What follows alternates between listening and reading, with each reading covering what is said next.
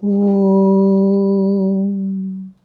Sthapakaya cha dharmasya sarvadharmasvarupine avatara varishtaya Ramakrishnaya te namaha.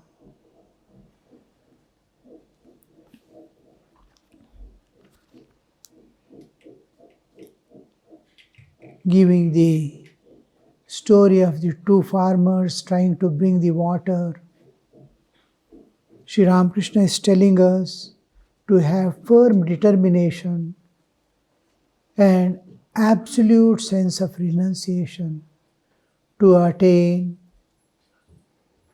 the ultimate goal of human life. Things follow in our life as the two extremes from one end to the another. We are being tossed in our secular life.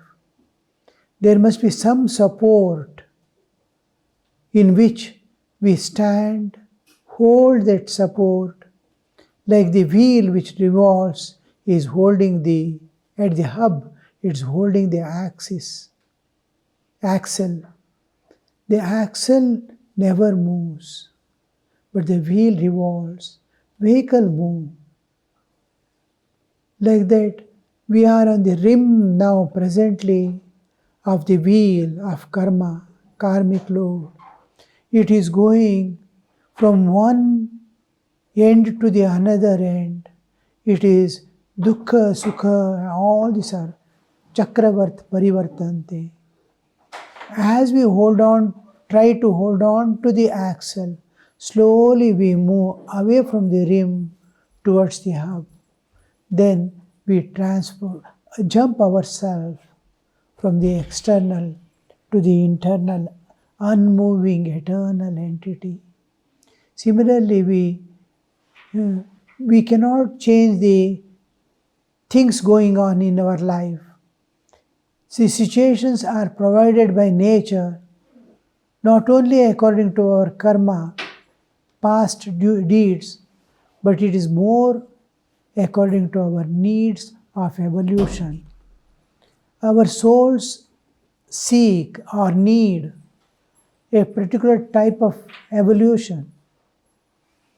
And the spiritual evolution, physical evolution of Darwin has no meaning in the existence of a jiva. What happens to the transmigratory soul? How it is going to? Nature doesn't see how you are living, what is happening to you, but how you are evolving. If the pain is necessary for evolution, like a doctor cutting an abscess, it is unavoidable. Similarly, joys and happiness that brings, the type of happiness, the type of joy that we get, the comforts and luxuries. On the other side, unfavorable conditions of life, these go on and on. So in and through, we have to transcend and go beyond.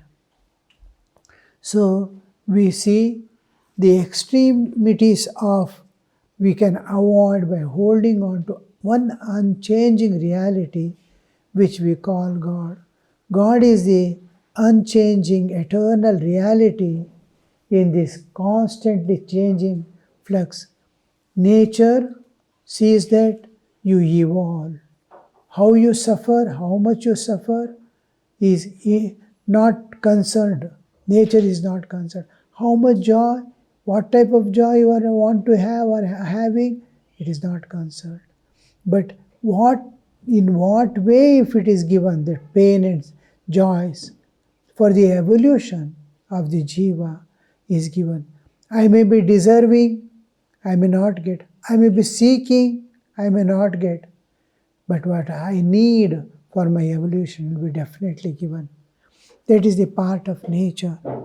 And to renunciation, to renounce everything of this world and hold on to the axle is renunciation.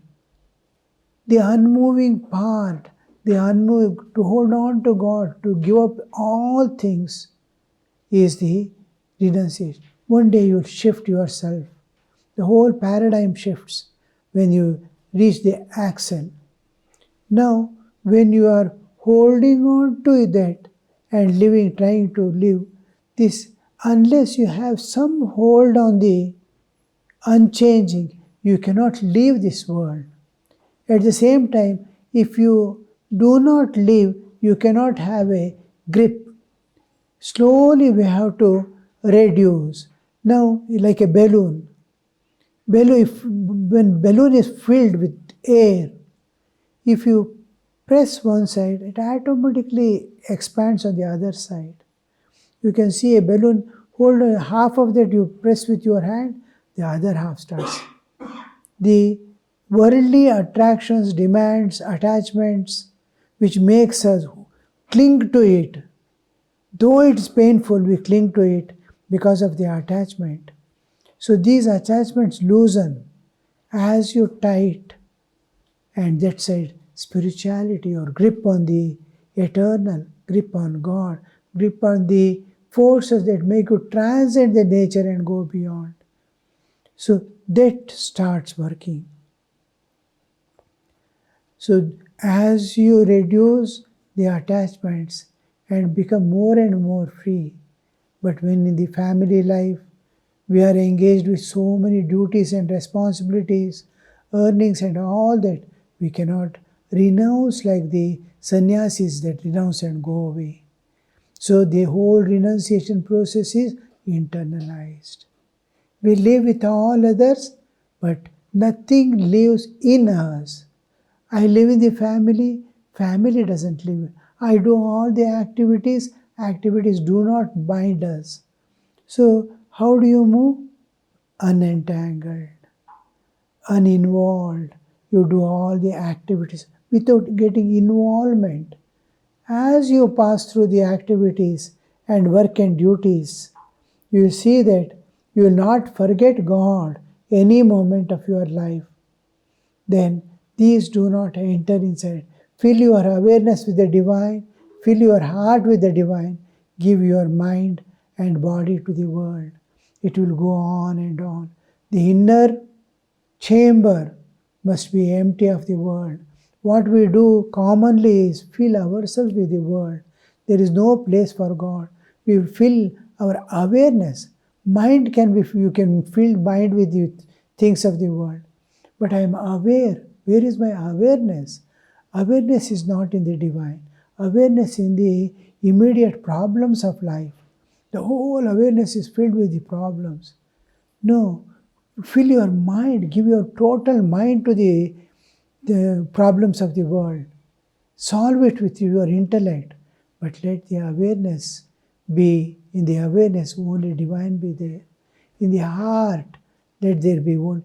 You have to give love, you have to take care of the family, you have to give all your sacrifice for the family, but see that the inner chamber is given to God and awareness is filled with the divine. This is the renunciation in terms of family life.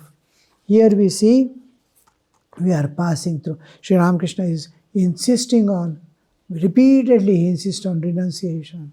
Tyaga, tyaga.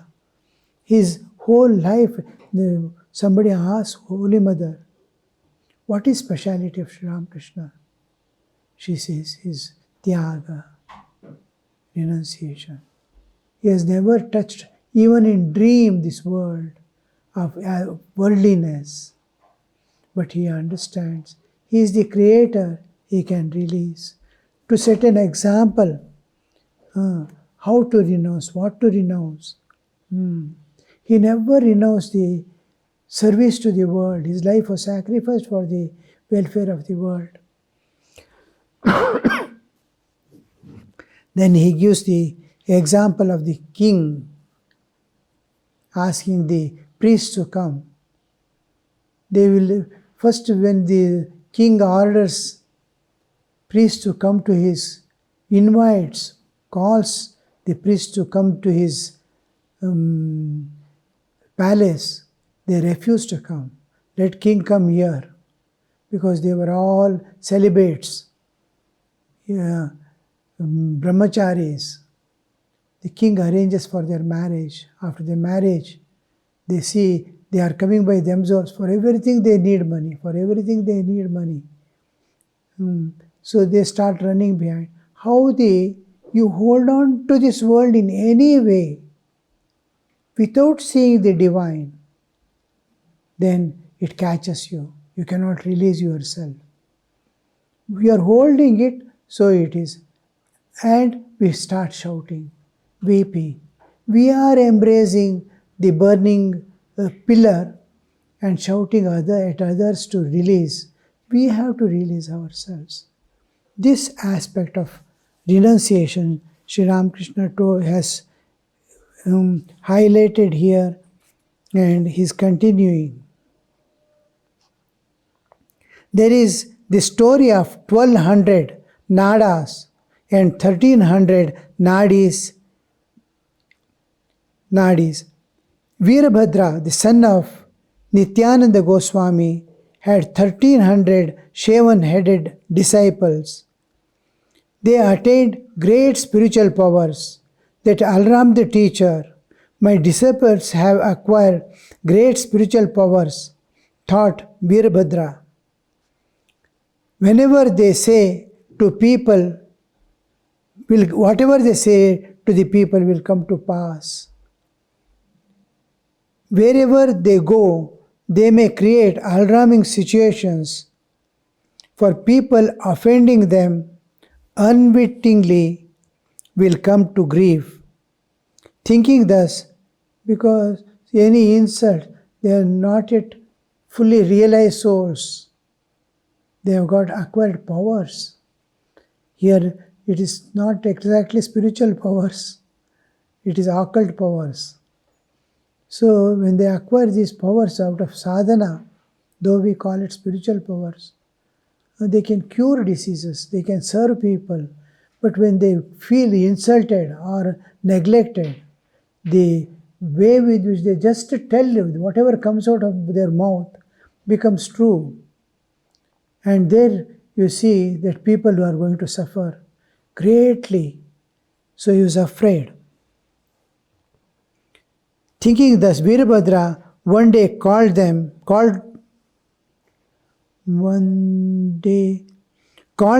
to him and said, "See me after performing your daily devotions on the bank of Ganges."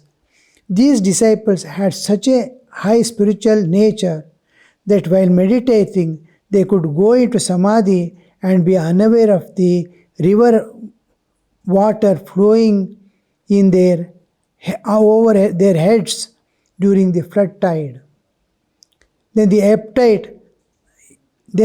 appetite would come, and still they would remain absorbed in meditation. Now the 100 of these disciples had anticipated what teacher would ask them, lest they should have to disobey his injunctions. They had quickly disappeared from the place before he summoned them. So they did not go to Virabhadra with others. The remaining 1200, out of 1300, 100 did not go. Remaining 1200 disciples went to the teacher after. These were experts in meditation. They used to forget their body, and when the high tide comes, they will be still there.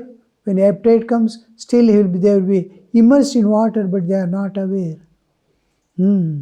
These 100 people will disappear, expecting what is teacher is going to tell them. Remaining 1200 disciples went to the teacher after finishing their meditation. Virabhadra said to them, "These 1300 nuns will serve you. I ask you to marry them." "As you please, revered sir," they said. "But 100 of us have gone away." Thence each of these 1200 disciples had a wife. Consequently, they lost their spiritual power. Their austerities did not have their original fire.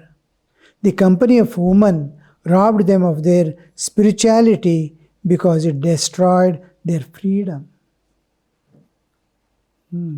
Once a person enters into family life, he has no more freedom till he dies. I went to a house long before.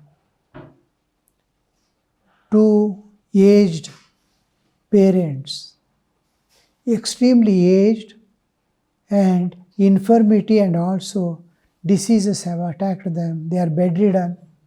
Somebody has to lift them to bathroom and bring them and put them on the cot. And in the house, they were kept in the opposite side walls touching the opposite walls of a room. They were not kept together because they will be fighting at that ripe old age. They will go on cursing each other. So they have been parted that they cannot hear each other or scold each other. Bedridden, they are not able to walk also. They are not able to turn and look at each other or touch each other. What state a man gets reduced last days of life, and still the nature doesn't leave. It continues endlessly. One thing is, their inner nature is arresting them. They don't have freedom, not because they are free. If they have spiritual attitude, spiritual understanding, they can help each other. Now you go into solitude for a week and come. Next week I will go. They can adjust among themselves. I will look after the family. You go. But where is that freedom? Inner freedom is not there. So external freedom they cannot have. They don't want to allow each other to go away. So this I want to hold. It must be there. It must be mine. Oh, where is the evolution? We are born as bodies, living as bodies. Should we die as bodies? Can we not evolve? We can. But where is the mind? Mind is not free. It is holding on to the family and problems and day-to-day life than the eternal, unchanging reality of bliss, peace, love, absolute. We can stretch ourselves, be here, attending to the inevitable things of the life. Just attend, leave that, and within yourself, be maintaining that inner peace, inner security, inner bliss, and walk through. Life goes away very fast. We don't understand. Shankaracharya says, like lightning, the life goes away. Vidyutchalam jivitam. Like a moment, chuck, it comes and goes away. When we reach the old age, we understand. Oh, because the ego is one of the important things that doesn't want to surrender at any time to anybody. That husband and wife were kept apart from each other at that old age when they have to be one and go together because of the ego. They don't want to surrender their ego. And that ego is going to continue lives after lives. The moment we understand what is this world, what is the cause of my suffering, what is the cause of my bondage, immediately we see that we are free. Because when a soul becomes helpless, both in spiritual life and in secular life, the only way left over for him is to surrender. Where there is humility, simplicity, and purity, everyone loves, everyone accepts, even nature and God peeps at him. This is my child, this is my child. Humility is egolessness. I don't want to listen to anybody's. Who is that person to tell me good things, right things? We don't want to accept. So this tendency, kartritva, bhoktritva, jnatritva, how it works in the man, till the end it catches. It robs him of his freedom. External people, whole family, or the world is not robbing our freedom. Our inner ego is robbing our freedom. Otherwise, the moment a soul surrenders his ego, becomes humble. With like a child, he becomes humble, guileless, pure. And see that everyone likes, everyone accepts. This acceptance comes where there is simplicity, purity, where divinity manifests. So this egolessness, humility, we have become so complex. The moment some sound comes, voice comes, what is going to happen? Who is coming? How much complicated we have become. Like child, we could not run and see who has come with all pure eyes. Already suspicion, doubts, anxiety. In this, we are spending our life. We have to go back. What all we have acquired in this world, we have to again drop it away and become simple and humble to be reaching the Lord.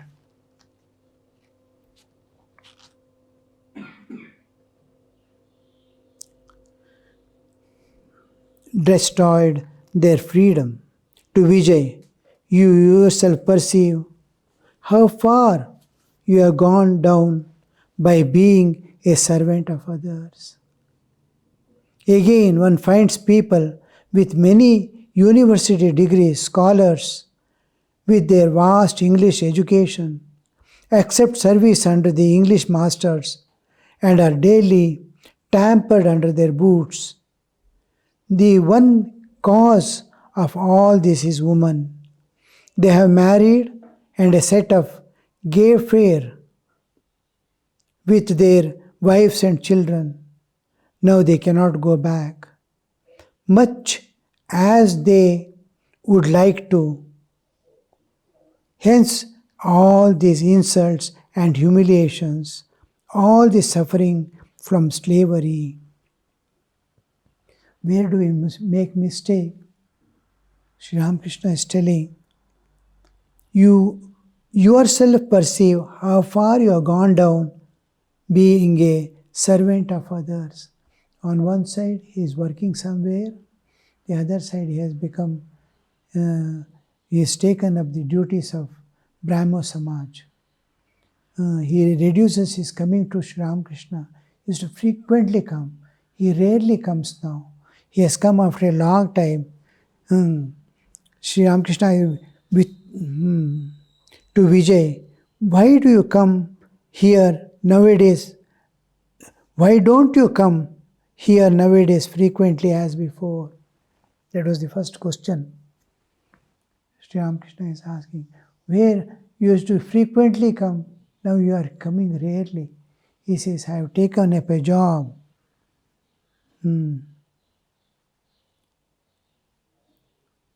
So, here he is quoting that. You see yourself, frequently used to come, sit there calmly, listen to Master, go to the temple, meditate in the Panchavati. All those days have gone now. He is busy here, there. That's why Sri Ramakrishna is telling, what is the difference? Suppose now these are all inevitable. He has to look after, he has to earn. The second thing is, he has to work for the society. One is his Brahmo Samaj duties, which it is his service to the society, but he is engaged all the time. He is working for his earnings in his life. Both are inevitable. his own welfare and welfare of the society he is striving for. Where is he making mistake is, he is not able to see divine there. Whatever we do, whatever we see, whatever we think, we have to do in the background of the divine. Without divine, it becomes a bondage. When you see the divine percolating behind and percolating through the activities, percolating through the people with whom I am associated. I have my child, I have my parents. When I look at them, do I see the background of the divine or background of my old relationships?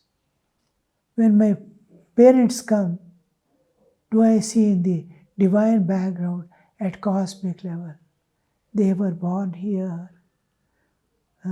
they are going away, and they have given birth to me. The whole picture, they brought me up, whole picture in the divine hands, divine arranging everything. My birth was through these people God had arranged.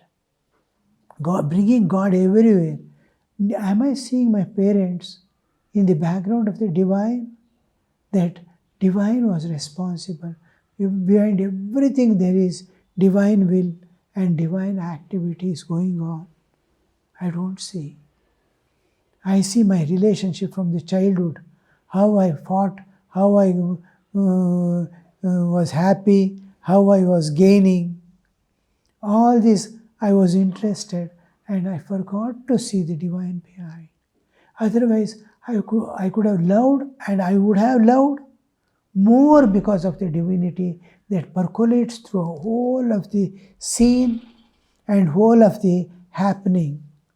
I would have been the happiest person on this world, in this world. And every act of going, hugging them, loving them, serving them would have been my spiritual practices. Now everything becomes karma. I am seeing my parents with my personal relationship as parents. So this creates a great problem. He working for the society. Oh, all these are children of God. I am serving the children of God. May God be pleased with it. Just like a mother feels happy when we try to serve and help the children, any mother will find great joy when she sees her children are cared for by someone. Like that, God feels happy and it becomes our sadhana. Here we make the mistake not seeing divine. Not that doing is wrong, doing is inevitable, but the way in which we do, the attitude that we bear is the main thing. Om Shanti Shanti Shanti Harihi Om Tat Sat Shri Ramakrishna Arpanamastu.